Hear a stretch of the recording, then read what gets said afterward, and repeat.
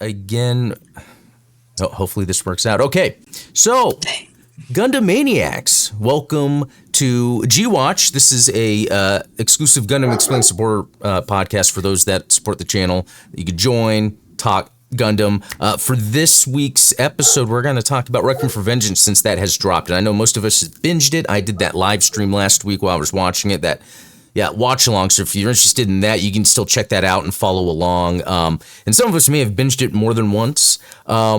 So what I'm going to do here real quick is we kind of did this a couple times because I messed up with the audio, where we kind of go around and talk about what we thought, just some quick thoughts of the show.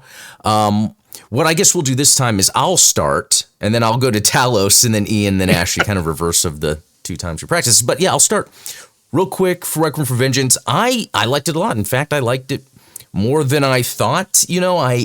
Because of being a CGI show, and it's not like it was like the main heads at Sunrise that were putting this together. My thought was, okay, this might be kind of budgety like. And while I do have, little mini complaints that really don't matter in the grand scheme of things, I was actually excited because it did all the things I wanted. It had awesome grounded mobile suit battles with great camera angles, really showing things off. And also I was surprised at the character story because, again, sometimes when you're just watching things for mech battles, it's not like you're expecting much out of the character stories, but the character stories for me help give weight to then when the battles would take place. And so regardless of if things seem tropey or that's been done before, at the end of the day, the characters really drove the action. And so that's my quick thought. We'll dive in some more, but I am going to go to Talos this time. Talos, if everyone knows Talos, if you want to kind of give your quick little thoughts on Requiem for Vengeance. I adored the Requiem for Vengeance. If I were to give it a score as a standalone Gundam series, even on its own, it would be a 9 out of 10. I've said it many times, and the sole reason I'm giving it a 9 out of 10 is I enjoyed the story. I enjoyed the animations. The only gripe that I had, and even then afterwards I got used to it really easily, was the human animations. The mobile suits were exceptional. And I think it had a different, more horror-esque style, because suddenly we see the other side of the war. We don't see it usually mostly from the Federation, but we see it heavily from Zeon. And suddenly the looming threat, it becomes very quickly obvious to them, especially when a specific mobile suit rolled out. Yeah, I know. It's like, what does it feel like when you're actually losing, even if you are the bad guys? Mm-hmm. But yeah, Ian, we'll go to you next if you want to kind of explain what you thought. I pretty much think that we're all going to have probably very similar criticisms in terms of the animation of the characters. I think I would have preferred if they had done more of like a traditional hand-drawn style, kind of similar to its inspiration of 08th MS Team, I think that would have probably been better in terms of character animation or character expressions and things like that, because sometimes it was kind of difficult to really kind of feel that relationship to the main characters, even though you could hear it in the tone of voice and things like that, but like their expressions could have been just a little bit better improved. But mobile suit combat, I think that's where their entire budget went to. That's something Talos and I have discussed kind of offline, and I'm okay with that. I am totally okay with the mobile suit battles having all of the budget going into that, because I think that's where you really want to, that's what most people come to Gundam for, right? Even though we want them to digest the story and all of that, I think that's where most people come to Gundam for. So I'll give 8.5 out of 10. Yeah, no, I think that's good. Yeah, and we're going to talk about some of these things you brought up because it's pretty interesting. But Ashley, now if you want to give your thoughts, then we'll kind of dive in a little deeper. Yeah, I think just like going into it, like I said, it really felt like cutscenes from a game just spliced up into a compilation, which wasn't a problem. It just felt that way when I first saw like the first couple minutes of it. Yeah. But then when they did the opening sequence theme, it just looked really beautiful, and then it just really set in like, okay, this is a series. Oh, because it's like an opening. with the music and then the Yeah, artistic. Yeah. right. And it was really stunning. The mobile suits. This was amazing. I love the Zaku. I love how menacing the Gundam EX looked in that scene in episode 1. And Radiant. But just overall, like the battles, the just overall sequences was just really well done. And Yep. I feel like they did a really good job with the story, so I really enjoyed it a lot. And it just made me realize like the different varies of series that we get regarding like the 1 year war, and its different like viewpoints. I feel like Requiem of Vengeance brings like a kind of a refreshing kind of viewpoint to it. Yeah. I did like the Red Wolf Squadron, the little dynamic they had, Yeah. even though it was kind of short. Yeah. But I love the main character and just how it's like she knew something, like especially from episode 1, she knew something bad was gonna happen, and then it happened, and it's like, whoa. And it just kind of reminded me, there was this one line she said um to the squadron that said like, hey, this is going to be you might as well enjoy your night here, because the rest of the, because afterwards you're going to be in the Oh cockpit yeah, for the sleeping in main your of the time. cockpits. Yeah. Yeah, and it was just wow. And then when each character, unfortunately, Yeah. One by got one. taken down, it just really, I don't know, that line just really stood to me like, wow. One Like, of did them she really knew? slept in his cockpit forever now. No. Yeah. But I mean, overall, I mean, it's a great story. And I do agree. The characters, I feel like I can really attach myself really to the rest of the characters. I mean, some kind of stood out a little bit, but I think it's just because of the animation style. So, Yeah. yeah. So let's get that part out of the way, because I think there's so many more positives to talk about that I think while the Right. negatives to me aren't a big deal, I think they're glaring for multiple reasons, and especially if you're trying to get someone new to watch Gundam. It's sometimes, oh, this looks like a game. Oh, in fact, when I was watching it last night, my wife walked by and she goes, oh, is this a game? And I get it because the Unreal Engine 5, but I think it's more of because of Yeah. seeing a human. And so here's kind of like a good example of kind of explaining what this issue is one, it takes a lot of work to be able to express realistically because of all the minute and small little details. So a lot of times, especially in hand-drawn animation, things are exaggerated on purpose to give that point. If you were to exaggerate this realistic CGI, it would just look then scary and goofy. And I think the way they were able to tackle this well in certain areas, like Yuri Kelleran, if I'm saying Yeah. he still evoked sort of that anime look to him. So that kind of helped with that. Also, I don't know if you guys remember the guy's name, the main lead general, admiral, officer at the... He was a major. Oh, major at the recycling base? Okay. Because he had a very... more like cartoony look to him, and I felt like that really helped with the character that he was. So I think it was easier to sort of gel with that, just because then when it came to like the realistic characters, like the main character, you could tell they spent time on Solari, and because there were times where I was pulled in, and that could have helped with the voice acting. It's not like anything stood out as being amazing, but there was nothing that was necessarily bad. Sure, side characters might say some lines that didn't really connect, but and they even did motion capture for some of the main characters. I even saw a picture of the voice actress of Solari, that she was in a full suit with the mocap suit with the camera on her face, and she was holding the gun. So there are some scenes that they really pulled that off. So, and I'll let you guys speak to this if you want, but I think at the end of the day, the Uncanny Valley kind of emerges with some of the CGI. And I mean, at the end of the day, it was a decision they make so that they could make badass Unreal Engine 5 mobile suit battles. Yeah. I really like the in motion caption aspect so much. Like, especially some games that I play, like for example, Life is Strange, that use that Oh same yeah. element, but it's more story driven.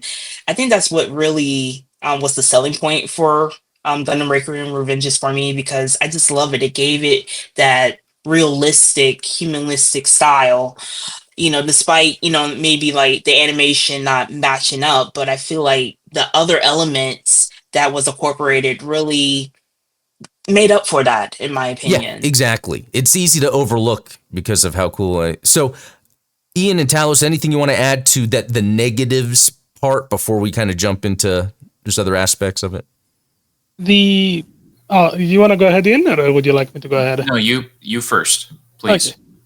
Okay. The major, I guess you could say, gripe that I have other than the animations, talking about the negatives, it has to be that because they actually, Ian mentioned it earlier, was how time did not feel like a concept. So it was hard, it was jarring moving between scenes, to put it lightly. But that was mostly in the storytelling aspect. So I don't think that the facial animations or the character animations were as bad. And I've seen people greatly point them out when I talk about these.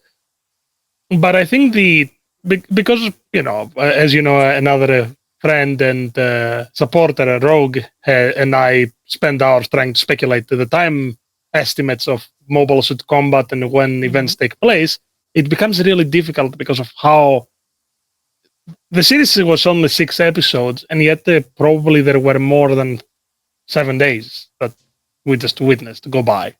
Oh, yeah, that's a good point. You know what? I didn't really think too much of that because I really thought it was just one day after another. It's easy to get lost in that, I think, because like to be fair, like, the first 3 episodes, I would say, up to the point where they get to the junkyard, is all kind of like over a period of like 2 days. Yeah. But then like, I think where the timeline kind of gets a little bit wonky is when they start building the Zaku replacements, like That could be and it. all of that, because that could take a few days. That couldn't just be hours. You know what I mean? I think that was part of it. So I think that's where things kind of throw things off. Like, and then we know the only thing we really know is, like, as far as the overt timeline is, it's November, if I recall correctly. Yeah. And after the Odessa, 79. pretty much. In November 6th, I think. Yeah. Yeah, something Oh, like is it that. November So 6th? I think so. Something Yeah, I think at the along those beginning it lines. says November 6th. Oh, so it's before the beginning of Odessa, and by the time that you're reaching the last episodes, they actually mentioned that Odessa fell. That means that it's already 4 days on that alone. Mhm. Yeah, maybe we'll get And more the thing clarity is- on that in the future. Yeah, and And Sorry, so, proceed. oh, go ahead.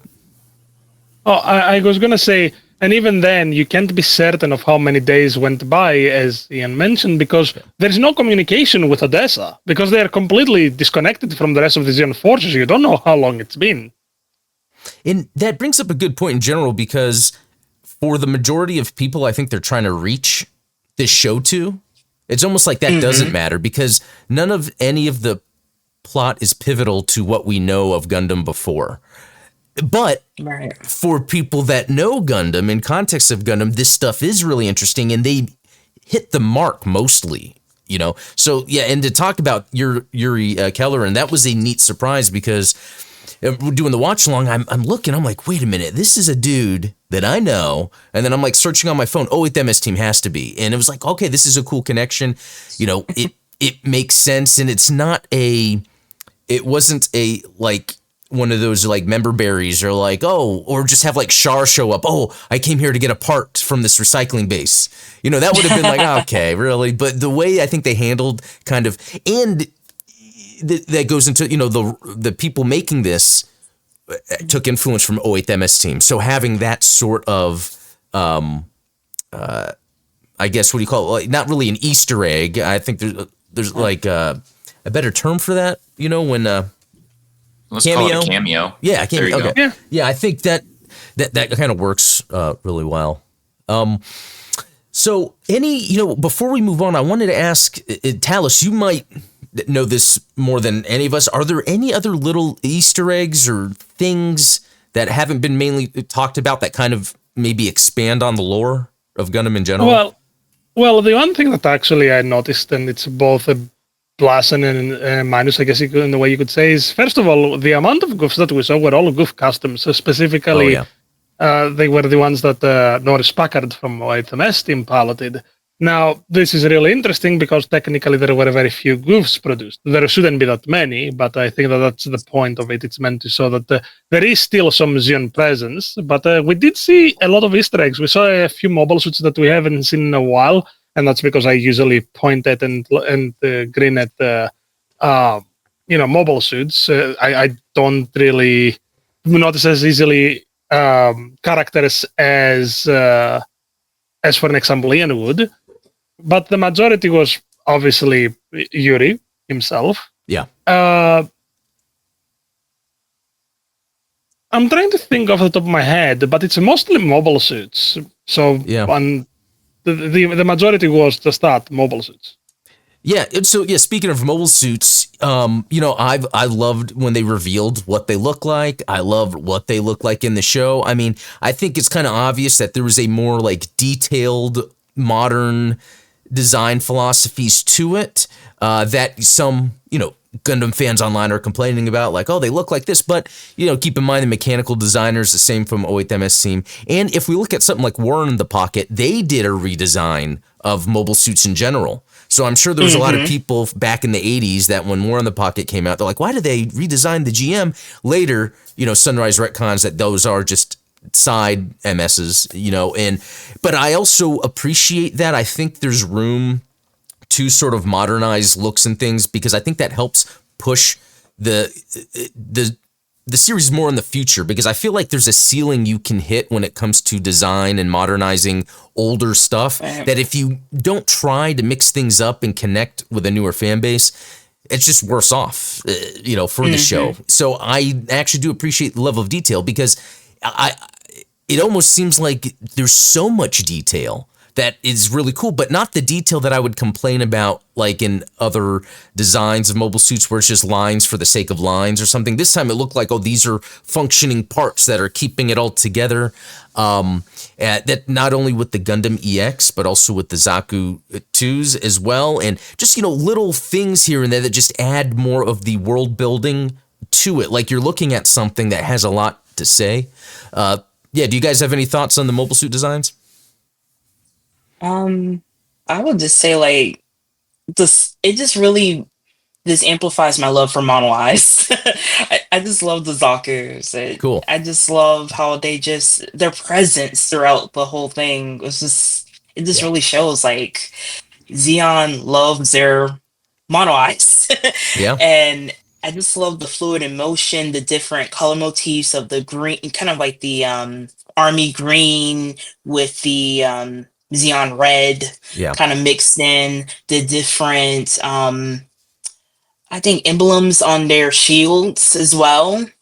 And and then again it added so much detail to where then you're like, oh, wait a minute. Then when they release a model kit that you build, it's gonna look so cool because there's all these details and in a high grade. And I think we're even seeing, this is a discussion for another time, but it seems like Bandai is sort of reconfiguring how they're releasing model kits where high grades are way more detailed because now entry grades exist and they're actually pretty good themselves. And then the real grades, getting those upgrades. So I think the model kits the way they design the mobile suits in this, as badass and modern as they look and seem noisy, lend really well to building the model kit. So can't wait to get that. 100%. Yeah. So we had the Gundam EX and we had the GM, which I thought the GM or Jim, you know what? I've always been the guy that says it's GM, but they said Jim. I guess I have to concede. But what was cool was actually seeing the Gundam EX and the GM fight.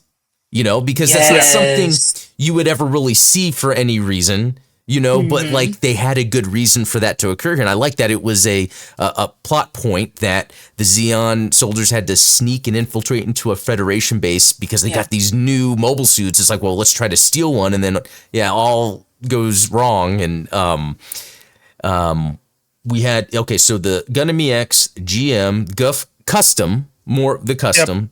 We got Zaku ones. What's that? We had Zaku Tank. We had the Zaku 1. We had Zaku Tanks. Yeah, Zaku 1. We had That's the right, the Gundam. Zaku Tank. Actually, here's a point. We had the Gundam ground assault type from MS Igloo. Oh, it was in that one? Oh. It was during the attack to pretty much go and take over the HLVs to take off. Oh, those yeah. are gun tanks were the ground assault types.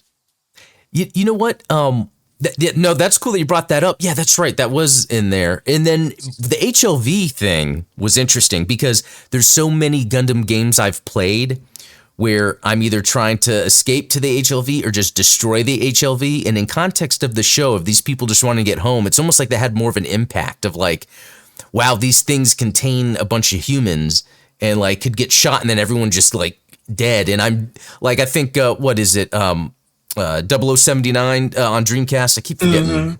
Rise from the Ashes, where you know there's a later on mission where you're having to blow them up. And it's like, well, that was also because it had the Astra at the time, which was supposedly a super seed that when right. you plant Yeah. on the ground. That was a different thing, but HLVs so that they can be more than tactical carriers, because we've seen them carry mobile suits, we've seen them carry equipment, but we rarely see them actually carry. Actually, if ever, we've seen them ever carry people. But I think, and I forget which game it's from, but I know in SD Generation Genesis, when you're replaying the old games, there's so many missions near the end where you have to like hurry up and blow up the HLVs before they leave. And in context of my mission, I'm just like, okay, I need to do that. It's just, I love that in this show, you're almost seeing that like, but there's people taking off in it, but I want them to win, but it's like the Xeon side, it's really interesting. Let's see. So any other mobile suits? The last one you brought up, that assault gun tank, were there any other mobile suits or weapons? It wasn't so much mobile suits per se, but I do want to mention one thing that I've been thinking for a while now after talking about the designs of the mobile suits. The menacing appearance of the Gundam itself. It's referred to as the White Demon in this series rather than the White Devil, and I think that there is a good reason to why. But even its presence, I actually recently, I think, was talking either to you, Ian, or someone else, and I mentioned, I think, that to me, the first appearance of the Gundam was pretty much equal to Rogue One when Darth Vader appeared in the end. Yeah, It had that same impact. That's a good comparison. Unstoppable force that you just suddenly see, and you're thinking, what is that monster? Yeah. That demon, as they called it even as well. And I really liked it because it felt very much cinematic. It was suddenly, even from the perspective of Xeon, what it meant to face the Gundam. Yeah. Yeah, because it's one of those things where no matter how many times I see it, just like that Darth Vader scene, it's like, whoa. It's just like the music, the way it shows up, the way it just looks menacing, and you're like, okay, what's going to happen here? And that kind of goes along with the things I picked up the most, because they would show that in trailers, right? But it would still be effective in the main show.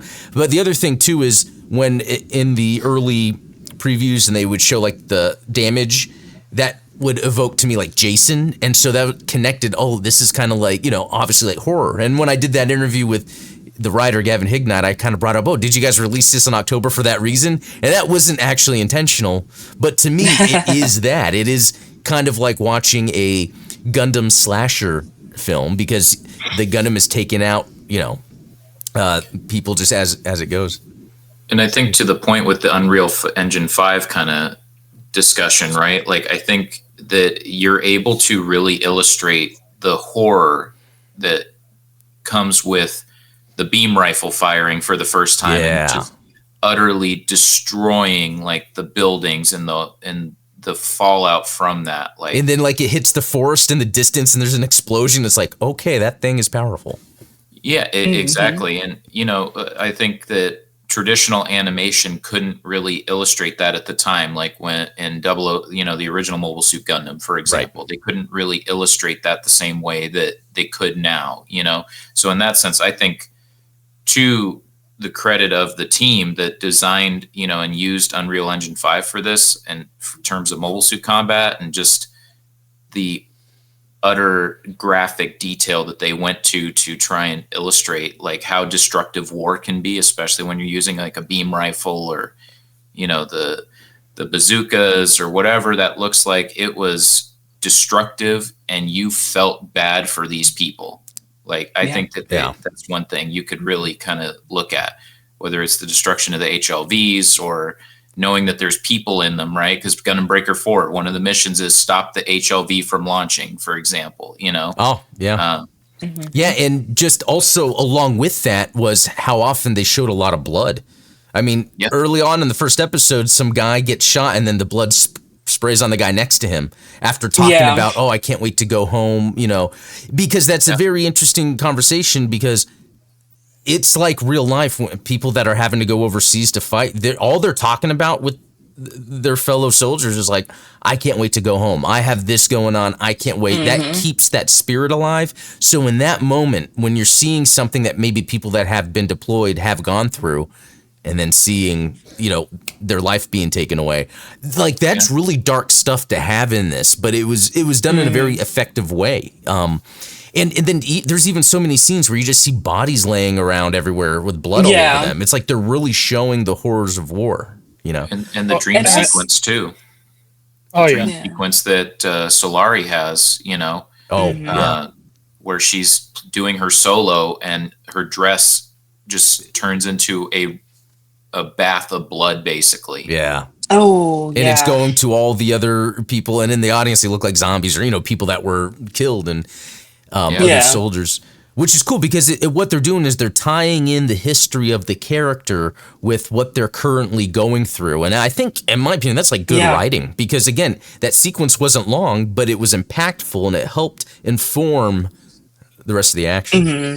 And that's an example, too, of a really well-animated sequence in terms of the character models themselves. Yeah, that's a good point. Ashley? And even sorry, proceed. Go ahead, I'm sorry. No, go ahead. Oh, okay. No, I was just gonna also say, like, some of the elements in the scenes of the series, it also kind of brings back a reminder of Gundam. What's it? Oh my God, Thunderbolt. Oh, yeah. That exact same vibes, the exact same darkness. That's right, because it was kind of gory. That's a really good point. And I even read that some of the influence, too, to this, and I think maybe even some of the same creators pulled from Thunderbolt. So that's actually a good call out there, too. Yeah. Yeah. Talos? And speaking on that exact same goriness, even Mobile Suit Combat was made to feel just like that. At one point, when the Gundam was dealing with the sniper, the Zaku sniper, I guess you could say, which was the Zaku with the heavy anti-material rifle.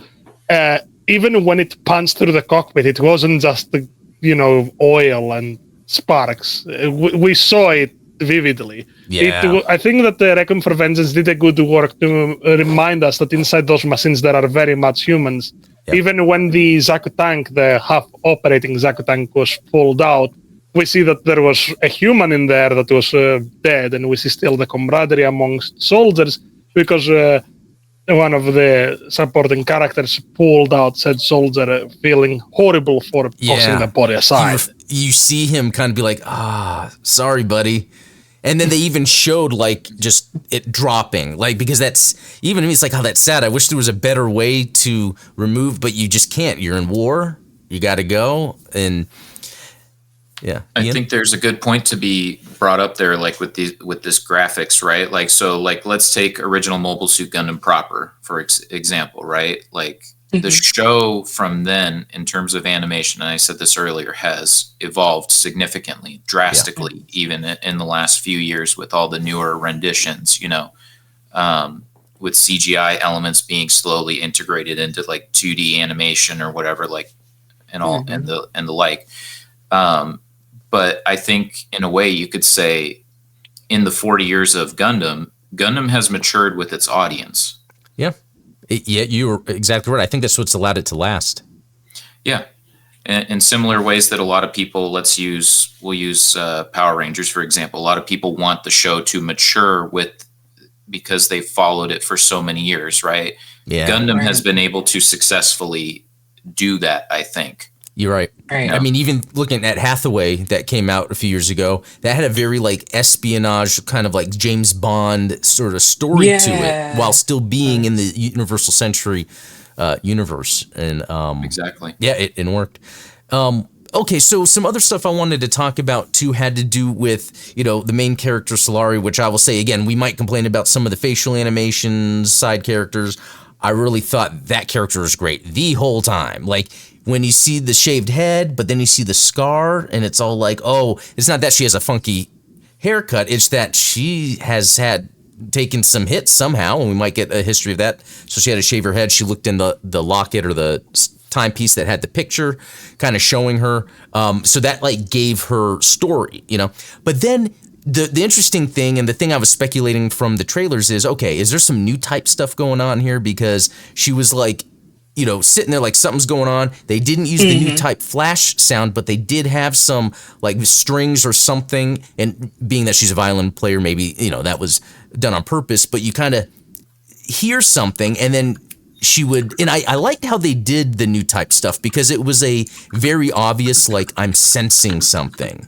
Oh, guys, watch out. And then it happened. Then you're like, okay, how does she know? And what was interesting is then later on, they have that new type conversation of, yeah, have you heard of new types? And it was funny because I was just watching Mobile Suit Gundam 2 in the theater, and, Tomino had it added a little more depth to that sort of concept where they had that same discussion. Oh, new types are this. We could better understand each other. That's kind of what Zeon Dundaikun was looking to do. And then even in Mobile Suit Gundam 2, they're doing physicals on everyone to find out, okay, who's a new type. So by that time, it would make sense that then there would be this boy that's kind of the obvious thing inside this Gundam, which I think if you were to watch the series again in her early dream sequence of the kid, the baby, then growing up, and then like all of a sudden he falls into like the Gundam, that's her dream sequence. But that was kind of her sensing that, oh, there's a kid in here. And maybe that's what was going on where the pilot of the Gundam was sensing her as like, okay, this seems like a mother that's just trying to do good. Not that that's what he was saying, but that's also what they explain new types are able to do, better understand each other without having, just better understanding in general. So there's this conflict, and I think they really did a good job out of all Gundam to really solidify that concept of the new type. Our perception, we're better able to understand each other, but they were in this conflict of war. So it's like, well, we still have to make a decision. Which, and I know I'm talking a lot, but then I'll let you guys add on to what I'm saying. Then it gets to the end, which I thought was interesting because then she's trying to reason with the Gundam to explain, hey, we really don't need to be doing this. We really don't. Right. I have a kid I want to get home to, and you're just a kid, And so it was pretty amazing that when she was able to unintentionally distract the Gundam, the Guff Custom came in with the Heat Hawk right into the back. And it's like, you don't know that he died, but most likely the way it happened, he did. So then what was interesting was, and I think this was a big point of contention online, for me, it was a big whiplash of her being like, well, I'm going to continue the fight. And then joining Zeon Remnants in Africa, which, we see a lot of that in Zeta, Double Zeta, there's the African Corps. So that's cool that happened. So this is then where it flipped on me, because at first I was like, oh, I really wanted her to go home with her son. Like, I really wanted that. But then I'm like, wait a minute. The show tricked us because we've been sympathizing with the Zeon soldiers this whole time. By the end, she is a Sieg Zeon type. She, at the end of the day, is going to continue to fight for Zeon, and that solidifies her as the Zeon soldier despite having the kid at home, which to me is an excellent, almost a subversion to the ending, but by being true to Gundam lore. So what do you guys think about that? Oh, that is actually a very interesting. Really deep. It's a very interesting concept, especially when you see the interaction that Iria had with the Gundam pilot was very similar to what Lonnie did with Banagher in Unicorn during the Battle of Torrington, where Banagher and her managed to connect in the end. But in the end, because of her obsession, she still kept chanting Zig Zion. And by the time that pretty much things may have changed for the better, it was already too late. And I think that we saw it somewhat here. The difference is that this time the Zig Zion pilot did not get killed because the Gundam pilot was not willing to pull the trigger. So I guess we see in a way what would have happened if instead of Reedy pulling the trigger to kill Lonnie in the end, what would have happened if Banager took the beam, I guess you could say, from the Sambal at the time. But here we see it very early on in the 1 year war where you're thinking Zaku would not kill a Gundam. The Gundam clearly doesn't want to fight. It's clearly game over. The Zaku is left with one arm, and then it just snaps around. I'm not going to go into further details. No, that's a good point, because it's really just kind of the George Lucas, it's poetry, it rhymes or whatever, where it's like they're doing a good job of taking already established concepts of Gundam, but using it in different perspectives. And so the other part too is, when Iria and the Solari, and what's the name of the pilot kid? Do we know that yet? The kid doesn't have a name, and I think that's on purpose. Okay, interesting. Yeah. Okay, but what's interesting though is that early on, they meet at that Federation base and talk. And that reminds me of kind of the inverse, where in Mobile Suit Gundam, Amuro's running away because he's pissed off at White Base, and he goes to the bar to get some water, and then Rambaral walks in, and they have a conversation where, sure, Ramba's thinking, okay, yeah, probably a Federation dude, but not the pilot of the Gundam, and so so it's cool that they had that encounter there, and then they fight for real, just like Solari. But it's interesting that, you're saying it could be a reason we don't know the name of that pilot. I wonder if that's going to be something in future UC content. I do think, and I have a very big theory on that matter as to why you never learn the name of the kid, because I think that it's third-person exclusive. We always see what's happening from the eyes of Iria Solari. We don't see ever almost what's happening on the other end, unlike what Gundam normally does. We always see it from the perspective of Iria Solari, and I think that's why she doesn't know the name of the Gundam pilot. We don't know any names from Federation soldiers. We only learn the medic's name, and that's because the medic directly interacted with Iria Solari. And that also matters a lot more because at one point, Iria Solari said that kid is the same age as her own son, or close to her son's age. And I think that's what's meant to connect even more. And I think that's what also makes her switch even more into Zig Zion, because she connected to that kid like she would connect to her own kid because of her new type senses, and her losing a kid, I guess you could say, is what made her feel like. So to her, there's nothing to return to, because she thinks if she returns to her kid, her child will probably also die like everyone else in her life. Yeah. Really well done. I really like that part. Ashley, were you gonna say something? Yeah, just when you both kind of mentioned something about Solari, another thing that just stood out to me is like, especially towards the end, I'm kind of want to speak more into like, not in Gundam terms, but more like, military terms, like actual women that are in the military that have children. It kind of reminds me of like how, even though the war is always going to go on, and yet, as much as, not just female soldiers, but, male soldiers, they have a family they want to go back to. It just kind of brings back that realistic perspective that, as the war goes on, you want to go back to that comfort, but you just can't yet because you still got to fight for those that you care for. Yeah, the trauma. You don't, as much as she wants to go home, you never know how much the trauma along the way has impacted her, especially with the confrontation with the Gundam EX. And that could have been the trauma that Sieg Zeon'd her, Yeah,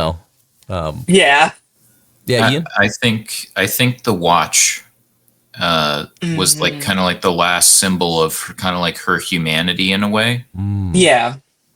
That's a good way to put it. And giving that watch away was like, okay, I don't have any reason to go home now. Wow. For them to take time to have that scene, it should have, and her not to die, that scene has to have that. That's a really good point I didn't consider. Yeah. And if we want to Another talk about an thing. Easter egg, sorry, real quick, No, you're good. for some reason, the person, because 08th MS team had a watch thing too, if you think Oh about it. yeah, That's yeah. right. Wow. That's a call really on. obvious call out I didn't think about. Yeah. Yeah. So I think whoever, the writers for this, including the individual you interviewed, Yeah, Gavin Hignite. I think they were like, oh, we got to stick a watch thing in here. We got to have a callback Easter egg, but I think the real thing here was like, I'm holding on to this watch. This watch means so much to me, but I've given the watch away. Hopefully my son gets it. I can't return to him as I am now. If I can't prevent all this death from happening around me, Yeah. Yeah. That's great. To Talos' And to point. to that point, I guess pretty much also losing the Gundam pilot when she, as she put it, had it so close in her grasp to not fight him, to let the kid return. Right. And she was certain that she could do it. That was, I guess you could say, her redeeming action to her. And it was snatched out of her by her fellow soldier, who she already had said it to one of her comrades from Red Wolf at the time, that seeking for vengeance will literally make you give up the last bit of your humanity. Yeah. And that's what that goof pilot did, and it happened in front of her, much to what you said, Ian, making her lose probably her last thought of redeeming factor to be human. Yeah. No, good point. So then let's get into two things. I'm going to do final thoughts of each of us and then our favorite mobile suit. Because Ian, remember you used to do the thing on our G watches where you would tally up. So maybe from this we could figure out what's the best of these. But so just my real quick final thoughts. I love the way it ended because again, I think it solidifies the character as a dedicated Xeon soldier, and not that. I mean, I prefer Federation stuff, but I like to see this point of view, especially what it is like to be a dedicated Xeon soldier. And then who knows where there's more connections for if there's a future show, because generally this is getting very positive feedback. So I could see like a future series where then we're seeing maybe stuff in the Double Zeta timeline, which I would love to see explored more. Right. And I can't wait to get the Gunpla and the action figures. So yeah, Ashley, what are your final thoughts? I wanted to say like one thing, the mentioning of the I guess the clock or the watch, yeah. Just the whole tie-in with that. Another symbolism with that is war never ends. It's always going to continue. Oh. And when she's passing that watch on, hopefully her son will get it. Then it's just that reminder that when he grows up as well, it's going to be a continuation. That's interesting. Because for me, seeing that, I just really loved it. It was just a very fun watch, and I'm just hoping now, if we do, I know we're going to most likely get another continuation of it. Mm-hmm. It would be great to kind of see it from that kid pilot that was in that. So that could be Double Zeta, where she's going to find her mom. Or going to find his mom, and maybe he's a new type 2, and so, but maybe he gets caught up in like experiments or something, and I don't know. I think there's a lot that could be done there. There's a lot to play with. Yeah. It was just really nice, and I'm just hoping that we continue to get that because they put a lot of work into it, and of course, we had so many delays, and we didn't know when this was coming out, but at the end, I mean, when things are delayed, it really means that the creators really want this to be the best they don't want to rush possible. It out. Yeah, they want to do good. And considering it was a multicultural team of speaking different languages, the way they were taking care of the Gundam lore, I really appreciated. But yeah, Ian, final thoughts? Sorry, who did you Ian. ask for? Yeah, Ian, any final thoughts? Okay. Real quick, as far as because we didn't really get to talk about the theme behind the name Requiem for Vengeance, right? Yeah. So go ahead. There's a lot of talk about vengeance throughout the show, right? Mm-hmm. They drop that specific word quite a bit, right? If you go in for vengeance, that's not going to bring our comrades back. If you do this, it's not going to do that, right? But then on top of that, the Requiem part is tied very inherently to the main character Solari, because she's a violinist. That keeps getting brought up multiple times throughout the show too. Mm-hmm. She was very famous too, apparently, according to what they were saying. Right. Her and her husband. Yeah, her and her husband were quite the musicians before the war kind of broke out and that all changed, right? So, when she got really injured after they broke into the Federation base to try and steal the gems. Tomato with GM, by the way, Adam. I'll die on that hill, right? So I think that really kind of says, okay, like there's this element here, right? Like that music is who she really wants to be, but she can't really be because she has to fight in this war. Yeah. And to kind of go back to the watch for a second and giving up her humanity, at least, from how I perceive it, as her giving up her humanity. It's kind of like the music dying inside, right? Like her passion. Yeah. I mean, even having the intro that Ashley brought up, how that kind of solidified this as a show.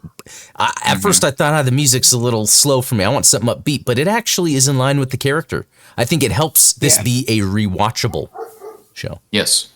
Okay. And there's so many interesting themes that, I'm probably going to have to go back and rewatch it. I was debating rewatching it last night again, just for, to kind of refresh my memory on certain things. And then that didn't happen. So, but I'll probably go back and rewatch this again. And if they do a home release, I probably will probably pick that up. If it comes out physical, I'm buying it for sure. Yeah, I agree 100%. So I think as far as what they set out to do to give us this perspective from the Zeons and kind of, a reverse, if you will, of 08th MS team, right? We got the perspective of the Federation. Now let's give you the perspective of the Zeon, right? I think that they succeeded. Yeah, 100%. These unknown people on the other side. Who are we really fighting? War is dark, no matter which side you're on. Death could be, you could be on death's door any second, to go back to the time theme, right? And if they do a season 2, I hope that they're able to kind of capture the magic that they did with this one, and maybe even improve upon everything that they've already done. Yeah, no, well said. I completely agree.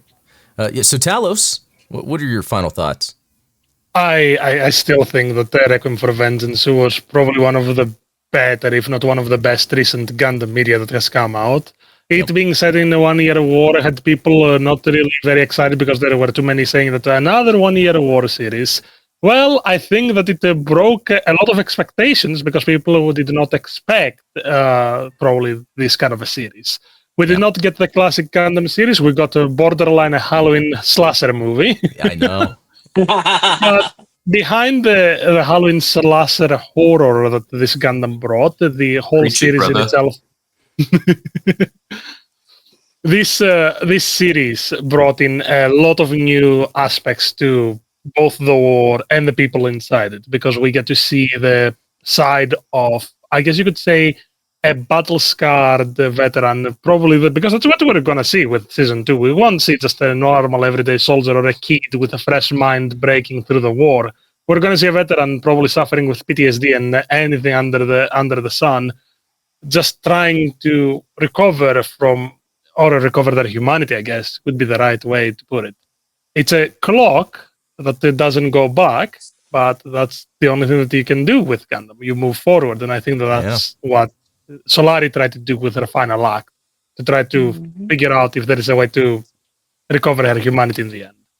Yeah. And that's up to us to see if there's a Season 2. I hope there is a Season 2. I'm excited for a Season 2. Oh, yeah, absolutely. Knowing Netflix, they like to usually do at least 3 seasons of something. So that's why I'm kind of thinking, So yeah, cool. Thanks, guys, for those final thoughts. The last thing we're going to end with is our favorite mobile suits. And I will start. My favorite one, I think, it might be obvious. It's the Gundam EX. I think that's an awesome take on a Gundam, kind of mixing classic with 08th MS Team Easy 8 look, but also kind of giving almost a skeletal look. I can see something being kind of less bulkier armor, especially for it being a ground type. Also, I've always been a fan of shoulder-mounted Gatling guns.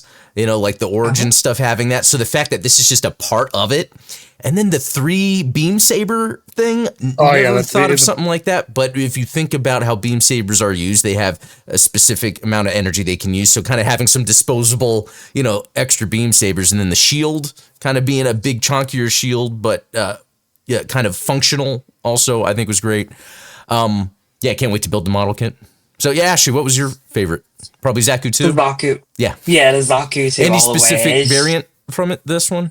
I really like Solara's Zaku. It's just something about it. Like I'm always been a fan of like bulkier suits, and I always love the style of the shield that's on the side built of in the Zaku. And they kind of did iterations of that in this, which was pretty cool. Yeah, and I love the I also like the different like mix of color, because again you have that kind of army green with that we call it Dion red kind of motif on some of them. So I love the variety of it. Yeah. Ian, favorite suit? I'm probably gonna go with the Gundam EX also, just because I think that design kind of just stands out pretty strongly to me. And I'm a ground Gundam stan, so I remember when I was first covering 08 MS Team stuff, you always had a lot to contribute, and I know you're a big 08 MS Team. Heck yeah, man! Every day, Fetty and proud. Yes. But I will say I was a little disappointed that they didn't have like alternative backpacks for the Gundam EX. I really thought that they were going to do that. That was one of my predictions from the G Watch we did on that. So I was a little disappointed. That's a good one. They would have been cool if they had some alternate, like more thrust or maybe some binders or something. That would have been awesome. I think that there was room for that in there, and they just probably couldn't pull it off given what they had to work with at the 6 episode count and all of that.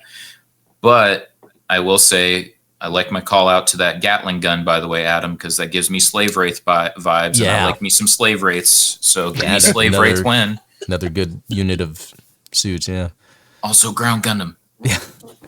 Talos, what's your favorite? I already said about how much this Gundam EX has left an impression. I originally was not really very fond of the design. I was like, this is very much a very different take of a Gundam. It feels almost AU in some aspects.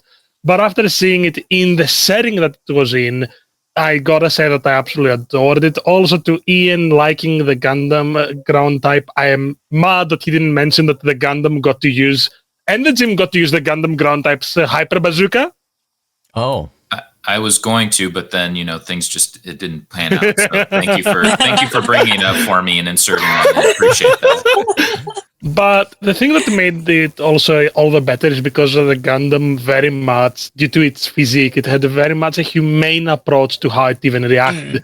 One thing that nobody really mentions when I see it is the Gundam protecting the Jim and the pilot. You see how it's curled up, its body is just almost contorted to bring the shield both in front of it, but also in front of the pilot. Yeah. And it shows you that was good. The despair through its physique. Its body is expressive, whereas the Zaku's, and that's their point, are clunky war machines. Yeah. The Gundam was a demon because it depicted, I think, a lot more humane characteristics. The movement, the leaping, the punching, the jump, every action was a lot more fluid. It was like a river versus a hail. Yeah, I really like you bringing that up. The way the Gundam being as skinny as it is allows more of that human aspect to really subvert when we're thinking, okay, who's the good guy, who's the bad guy? Like, yeah. Even plus there's a kid inside too. Yeah, there's a kid inside, but also too, to even like, you could think like suit of armor, right? A Zaku's like a suit of armor, whereas the Gundam is more, because it is more skeletal, it is less armor, quote unquote less armored, even though it's like more heavily armored in a way than a Zaku, right? Is very vulnerable and yet biblical almost. Yeah. And I think the reason why is to depict also that the human nature of sometimes might be tougher than a piece of armor. because yeah. Yeah. what we saw in Gundam is in Requiem for Vengeance is fighting for humanity, and the Gundam was a representation of humanity.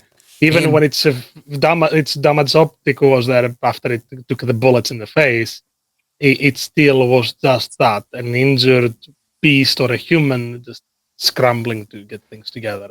Yeah. Yeah, so no, really all good points. And I think that's going to be it for this G-Watch. But yeah, thanks all for joining to talk about this. Yeah, anyone that's watching this, let us know what you think below, because like I like to be critical of things, like but like mostly there's just more positive here that just outshines anything that's really negative, and I'm super surprised and stoked that it's like that, because this again is something I could rewatch. So anyway, all thanks for watching, and for Ashley, Ian, and Talos, thanks for being here. And links to their stuff are down in the description because they're part of the supporter tier that helps out with that stuff. So yeah, check them out there. But yeah, until next time, I'll catch you later.